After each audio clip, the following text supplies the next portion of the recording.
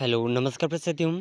देखिए, इस क्लास के अंदर हम कुछ ऐसे महत्वपूर्ण प्रश्न देख रहे हैं, जो प्रश्न Rajasthan CET exam 12th level की तैयारी के लिए बहुत ही महत्वपूर्ण रहने वाले हैं। और अगर आप सीईटी 12th लेवल की तैयारी कर रहे हैं, तो आपके एग्ज़ाम के लिए ये प्रश्न बहुत ही हेल्पफुल साबित होंगे। देखिए साथियों, इसमें कुछ ऐसे प्रश्न भी सम्मिलित हैं, जो आपको एग्ज़ाम के अंदर बार-बार पूछे जाते हैं। तो एक भी प्रश्न को मिस मत करिएगा और इन सभी प्रश्नों में से आपके कितने प्रश्न सही होते हैं, कमेंट करके ज़रूर बताइएगा। तो देखिए साथियों, अगर आप उदयपुर लर्निंग क्लासेस चैनल पर नए हैं, तो चैनल को सब्सक्राइब ज़रूर कर लीजिएगा, ठीक है। तो इन महत्वपूर्ण प्रश्नों की श्रृंखला में आज का क्वेश्चन नंबर 1 आपके सामने है। बहुत ही शानदार क्वेश्चन है। तुलजा भवानी मंदिर व नवलखा भंडार किस दुर्ग में स्थित है? तो देखिए साथियों, तुलजा भवानी मंदिर और नवलखा भंडार ये कौन से दुर्ग में स्थित है? ठीक है, तो इस क्वेश्चन के अंदर पूछा गया है। तो देखिए क्वेश्चन का ऑप्शन 1 है मेहरानगढ़ दुर्ग, ऑप्शन 2 रणथंभौर दुर्ग, ऑप्शन 3 कुंभलगढ़ दुर्ग, ऑप्शन 4 है चित्तौड़गढ़ दुर्ग।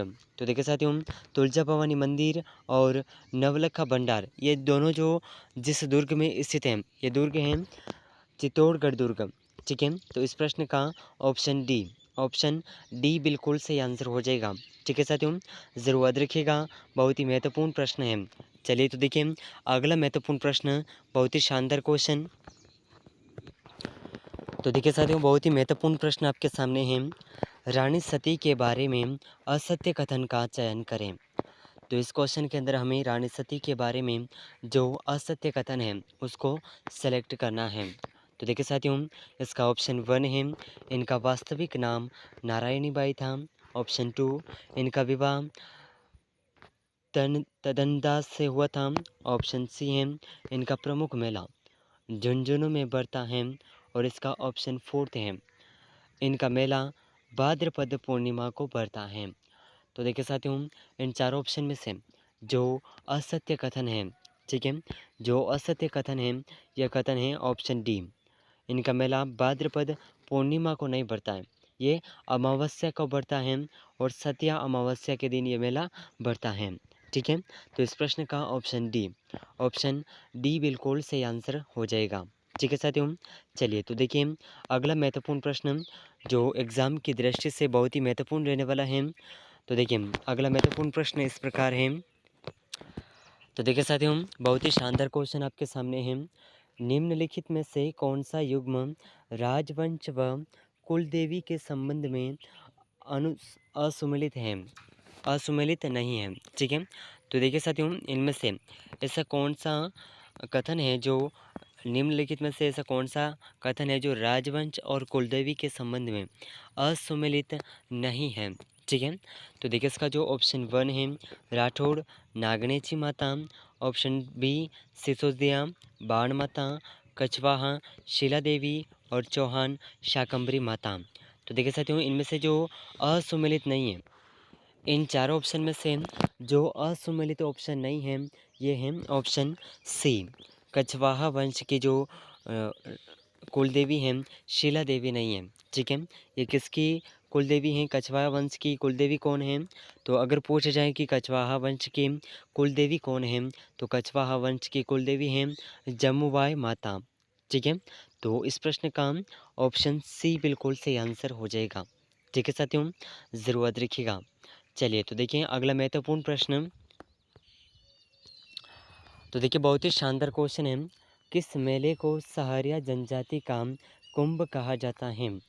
तो देखिए साथियों, ऐसा कौन सा मेला है जिसे सहरिया जनजाति का कुंभ कहा जाता है? तो देखिए इसका ऑप्शन 1 है मानगढ़ मेला, ऑप्शन 2 कपिल दारा का मेला, ऑप्शन 3 कपिल मुनि का मेला, ऑप्शन 4 है केसरिया नाथ जी का मेला। तो देखिए साथियों, इन चारों ऑप्शन में से वह मेला जो सहरिया जनजाति का कुंभ कहा जाता है, यह मेला है कपिल दारा का मेला। तो ऑप्शन बी इस प्रश्न का बिल्कुल सही आंसर हो जाएगा, ठीक है साथियों, ज़रूर रखिएगा, बहुत ही महत्वपूर्ण प्रश्न है। चलिए तो देखिए अगला महत्वपूर्ण प्रश्न जो एग्ज़ाम की दृष्टि से बहुत ही महत्वपूर्ण रहने वाला है, ठीक है। तो बहुत ही शानदार क्वेश्चन है। तो देखिए बहुत ही शानदार क्वेश्चन आपके सामने है। तुरही किस प्रकार का वाद्य यंत्र है? तो देखिए साथियों, तुरही किस प्रकार का वाद्य यंत्र है? तो देखिए इसका ऑप्शन 1 है गण वाद्य यंत्र, ऑप्शन 2 अवन अवंद वाद्य यंत्र, ऑप्शन 3 है सुशीर वाद्य यंत्र, ऑप्शन 4 है तत् वाद्य यंत्र। तो देखिए साथियों, इन चारों ऑप्शन में से जो तुरही नामक जो वाद्य यंत्र है, यह किस प्रकार का वाद्य यंत्र है, इस क्वेश्चन के अंदर पूछा गया था। तो देखिए इन चारों ऑप्शन में से इस प्रश्न का जो सही आंसर है, ये ऑप्शन सी बिल्कुल सही आंसर हो जाएगा। तुरही सुशीर वाद्य यंत्र है। ठीक है, तो ऑप्शन सी इस प्रश्न का बिल्कुल सही आंसर हो जाएगा। ठीक है साथियों, ज़रूर याद रखिएगा, बहुत ही महत्वपूर्ण प्रश्न है। चलिए तो देखिए अगला महत्वपूर्ण प्रश्न। चलिए तो देखिए साथियों, इस क्वेश्चन के अंदर हमें कुछ सुमेलित यानी कि मिलान करने हैं। तो देखिए सूची 1 के अंदर है रचना और ऑप्शन 2 के अंदर है रचनाकार, यानी कि रचना और रचनाकार इन दोनों को हमें सुमेलित करना है। ठीक है, तो देखिए साथियों, इसका ऑप्शन 1 है पृथ्वीराज रासो। तो देखिए पृथ्वीराज रासो की रचना किसने की? चंद्र बरदाई ने। पृथ्वी चंद चरित्र, तो इसके देखिए माणिक चंद सूरी द्वारा की गई है। और बरतेश्वर बाहुबली, तो देखिए इनकी जो रचना है ब्रजसेन सूरी द्वारा। और कुवलय माला, तो इसका उद्योतन सूरी द्वारा। ठीक है, तो इस प्रकार इसका कोड के अंदर सही मिलान होगा। तो अगर इसके मिलान का शॉर्ट तरीके याद करें तो 4 3 2 1, ये कोड आप ज़रूर याद रखिएगा। ठीक है, बहुत ही महत्वपूर्ण प्रश्न है। चलिए तो देखिए अगला महत्वपूर्ण प्रश्न। तो देखिए साथियों, क्वेश्चन बहुत ही शानदार क्वेश्चन आपके सामने है। दांतों में सोने के पत्थर की खोल बनाकर चढ़ाई जाती है, जिसे कहते हैं, यानी कि रिक्त स्थान के रूप में क्वेश्चन पूछा गया है। तो दांतों के पत्थर पे जो दांतों में सोने के पत्थर की खोल बनाकर चढ़ाई जाती है, तो इसे क्या कहते हैं? ठीक है, तो इसका ऑप्शन 1 है चोंप, रखन, कांटा, चोंप। तो इन चार ऑप्शन में से इसे रखन कहा जाता है। ठीक है, और देखिए साथियों, चोंप किसे कहा जाता है? तो देखिए चोंप उससे कहा जाता है जिसे दांतों के बीच में सोने की कील लगाई जाती है, उसे चोंप कहते हैं। ठीक है, तो इस प्रश्न को ज़रूर याद रखिएगा, बहुत ही महत्वपूर्ण प्रश्न है। ठीक है साथियों, चलिए तो देखिए अगला महत्वपूर्ण प्रश्न, बहुत ही शानदार क्वेश्चन। तो देखिए साथियों, बहुत ही शानदार क्वेश्चन आपके सामने है। फूल पत्ती की छपाई वाली पगड़ी किस त्योहार पर पहनाई जाती है? तो देखिए साथियों, फूल पत्ती वाली पगड़ी कौन से त्योहार पर पहनी जाती है? तो देखिए इसका ऑप्शन 1 है होली पर, ऑप्शन 2 विवाह उत्सव पर, ऑप्शन 3 दीपावली पर, ऑप्शन 4 है दशहरा पर। तो देखिए साथियों, फूल पत्ती की छपाई वाली पगड़ी जिस त्योहार पर पहनी जाती है, यह त्योहार है होली। ठीक है, तो इस प्रश्न का ऑप्शन ए बिल्कुल सही आंसर हो जाएगा। ठीक है साथियों, ऑप्शन ए बिल्कुल सही आंसर हो जाएगा, ज़रूर याद रखिएगा। ठीक है, बहुत ही महत्वपूर्ण प्रश्न है। चलिए तो देखिए अगला बहुत ही शानदार क्वेश्चन।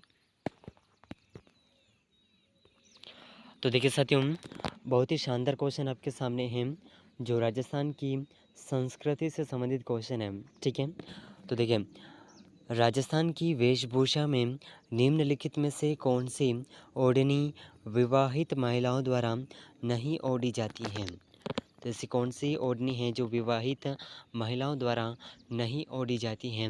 तो इसका ऑप्शन 1 है ताराबाद की ओढ़नी, ऑप्शन 2 कटकी बात की ओढ़नी, ऑप्शन 3 केरी बात की ओढ़नी, ऑप्शन 4 है उपयुक्त में से कोई नहीं।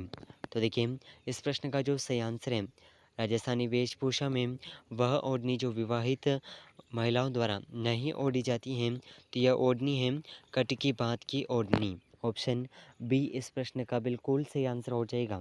ठीक है साथियों, और देखिए कटकी बात की ओढ़नी जो है ये अविवाहित युवतियों द्वारा ओढ़ी जाती हैं। तो इस प्रश्न का ऑप्शन बी बिल्कुल सही आंसर हो जाएगा। ठीक है, ज़रूर याद रखिएगा, बहुत ही महत्वपूर्ण क्वेश्चन है।